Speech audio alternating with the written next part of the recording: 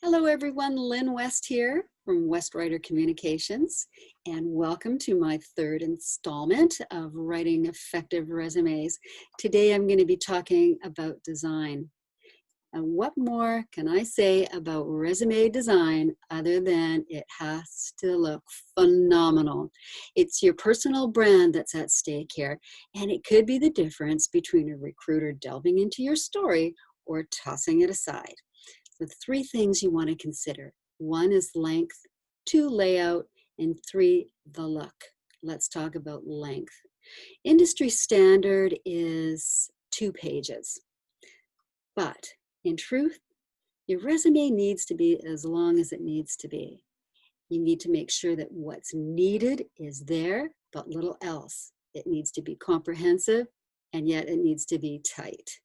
Remember that 5-second rule that I speak of so often. You basically have 5 seconds to impress a recruiter or not. As far as layout goes, when was the last time that you stared down a giant block of text? How did you feel afterwards?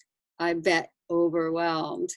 By the time you were done, I'm sure your poor brain and your eyes were looking for some relief. So how do you get around that? By using white space. There should be a pleasing balance between text and white space.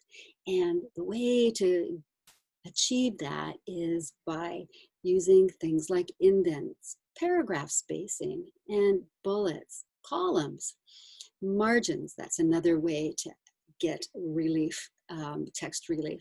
But make sure that that margin around the edge is 2 centimeters.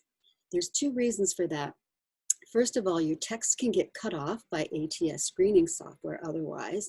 And also a lot of recruiters do like to print off the resumes before they go into interviews, and the text can get cut off there as well if you make those margins any smaller. Now for fonts, there are recommended fonts are between 10 and 12 points.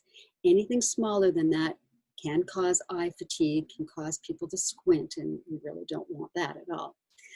Serifs and sans serifs are the 2 types of fonts. Now, your serif font have those little tails on some of the letters, and studies actually show that it is more readable than the serif fonts.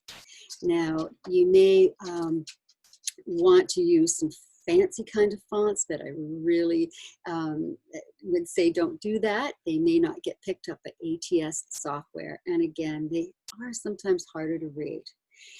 If you are going to be using more than one type of font, though, make sure that you're sticking to the same font family and that you don't use any more than 2. Now the look. You may be tempted to use some of the pretty templates that are out there that attach to software, word processing software these days, but don't do that. I warn against it. You want your resume to look original, and you want your personal brand to be accentuated. Consider using a dash of color or even a logo or monogram. How about lines or boxes? That kind of thing to add personality and interest. If appropriate, you could use fun-shaped bullets. They can add a little whimsy as well. As far as photos go, unless you're applying for a modeling position, don't go there. There's just way too much room for discrimination, among other things. Okay, so design. Let's sum things up. Put yourself in a recruiter's shoes. You may be looking at 50 plus resumes that day. Make sure that yours gets read by removing those barriers, like recruiters' pains, i.e. eye fatigue, overwhelm, boredom. Use your imagination. Well, if you like my video, please give me a like below or a comment. I'd love to hear from you. Look at my blog at westwriter.today for more tips and tricks. And until next time, happy job hunting, everyone. Thank you.